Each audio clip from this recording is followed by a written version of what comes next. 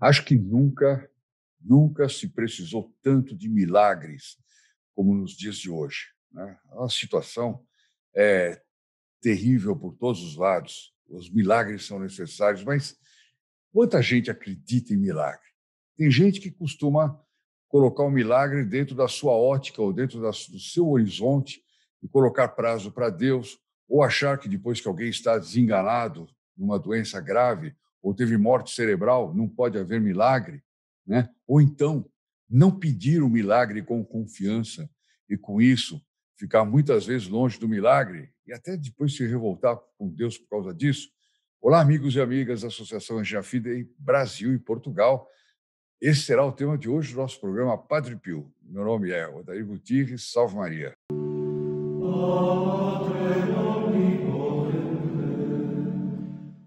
Vamos falar então dos milagres.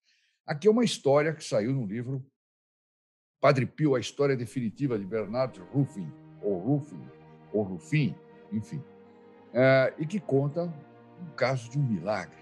Né? É bem curta a história, mas ela é muito interessante para que nós comecemos a vislumbrar como, como que são os desígnios de Deus, né? O que é propriamente um milagre? É claro que, tecnicamente falando, um milagre é uma intervenção numa situação que, naturalmente considerada, não poderia ser daquele jeito, né? Uma pessoa que está à morte, por exemplo, ou está com uma doença muito grave e, de repente, ela fica boa. Nós temos vários casos assim, que nós já relatamos no Padre Pio. Eu fui fazer uma busca no canal, coloquei lá, milagre, né? Para aqueles que não conhecem o canal, é muito importante. Coloquei milagre ou milagres. Tinha mais de 50 vídeos contando milagres do Padre Pio. De maneira que quem não conhece o canal, comece, quem está entrando hoje pela primeira vez no canal, etc., dá uma olhadinha lá nos milagres. Como tem milagres do Padre Pio, é uma coisa impressionante. Mas todos eles, cada um tem uma característica. Então, vamos ver hoje a história que aconteceu em 1939, com um dramaturgo italiano, que era muito conhecido na época, Luigi Antonelli, que morava em Pescara. Né? Eu acho que aqui Pescara é bem no norte, né? Perto do Lago de Como, ou lá é Pesqueira. Eu sempre faço uma confusão. E ele foi lá para visitar o Padre Pio. Então não é no norte, não, porque aqui está numa distância de 185 quilômetros. Então, portanto, não era tão longe assim. Esse autor, ele tinha 62 anos. E ele disse ao Padre Pio que tinha um câncer na cabeça e no pescoço. Brincadeira. Cabeça e pescoço. O câncer é ruim sempre, né? A gente deve pedir sempre para se livrar dessa doença terrível, mas tem alguns lugares que são muito mais perigosos, mais mortais, mais tremendo, né? Bom, e esse aqui tinha na cabeça e no pescoço. Seu médico sugeriu a operação. Contudo, mesmo após a cirurgia, ele não tinha feito a cirurgia, o médico disse o seguinte: olha, nós fazemos a cirurgia, mas você não vai durar mais do que 3 meses de vida. Quer dizer, era uma cirurgia praticamente para viver mais 3 meses. O que ele fez? Ele, então, resolveu ir visitar o Padre Pio, né? E foi se confessar com o Padre Pio. O Antonelli foi se confessar com o Padre Pio, participou da missa, aquela missa às 5 horas da manhã, que o Padre Pio rezava todo dia, e foi se confessar.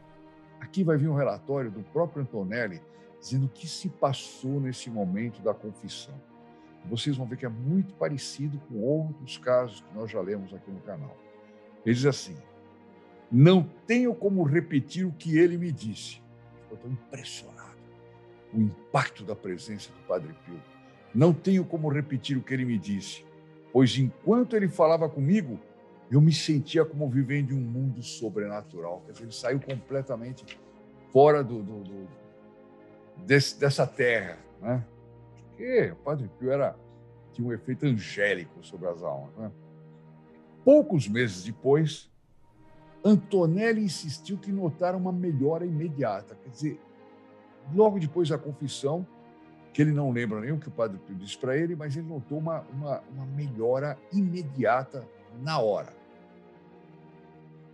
Ele continua dizendo: não sei se a palavra milagre é exata do ponto de vista teológico. Porém, ele diz, não devemos discutir minúcias por causa de simples palavras. Eu costumo dizer muito isso aqui. Tem gente que diz, eu tive um milagre, alcancei uma graça, ou, sei lá, o Padre Pio apareceu para mim, ou eu vi. Em princípio, a gente não deve ficar discutindo esse detalhe. Foi um milagre, uma graça, uma aparição, foi uma imaginação, foi um sonho, foi uma inspiração, né? O importante é o que você sentiu, o que você teve. Ele sentiu uma melhora incrível na mesma hora, né? Mas ele falou, pode ser que tecnicamente a teologia não chame isso aqui de milagre. É o que ele está dizendo.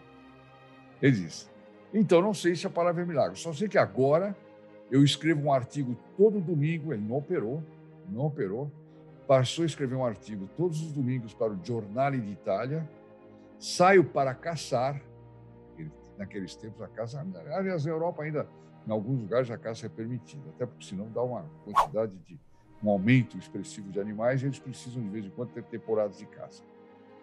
Ele saía para caçar e no último mês, ele diz, estive trabalhando em uma comédia que será produzida no Teatro Manzoni, em Milão. Eu lembro que naqueles tempos comédia não era a chanchada que é hoje em dia.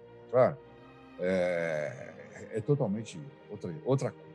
Digamos, um dramaturgo podia fazer uma comédia sem ser imoral, sem atacar os valores familiares cristãos, sem bombardear a educação que nós damos para os filhos e netos, etc.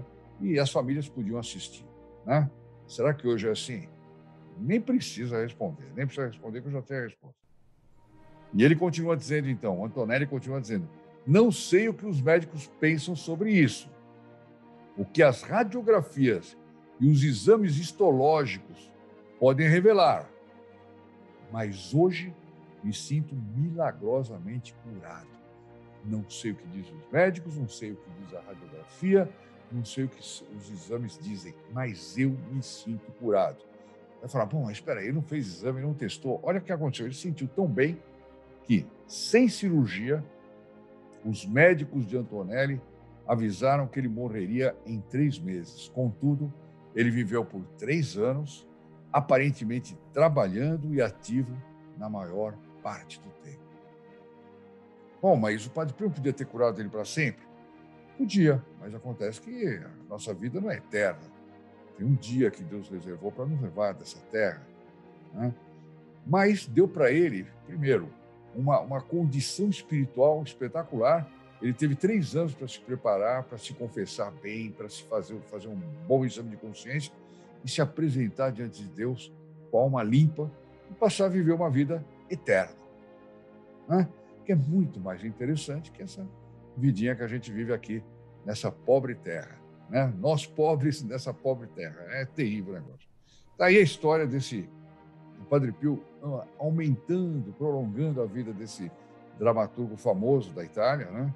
E a gente vê o seguinte, que ele teve, o Padre Pio, sobretudo, incutiu nele a confiança, a virtude da confiança.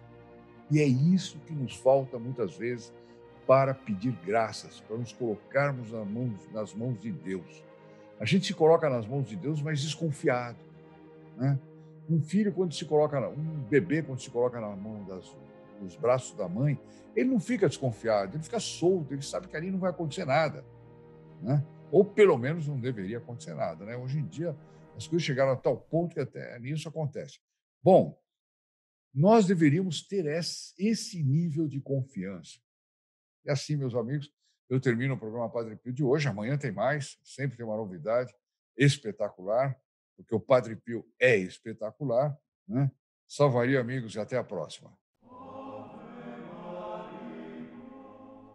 Ave Maria, cheia de graça, o Senhor é convosco. Bendita sois vós entre as mulheres, e bendito é o fruto do vosso ventre, Jesus. Santa Maria, Mãe de Deus, rogai por nós, pecadores, agora e na hora da nossa morte. Amém. Em nome del Padre, del Figlio e del Spirito Santo, così sia. Lodato Gesù Maria e buona giornata.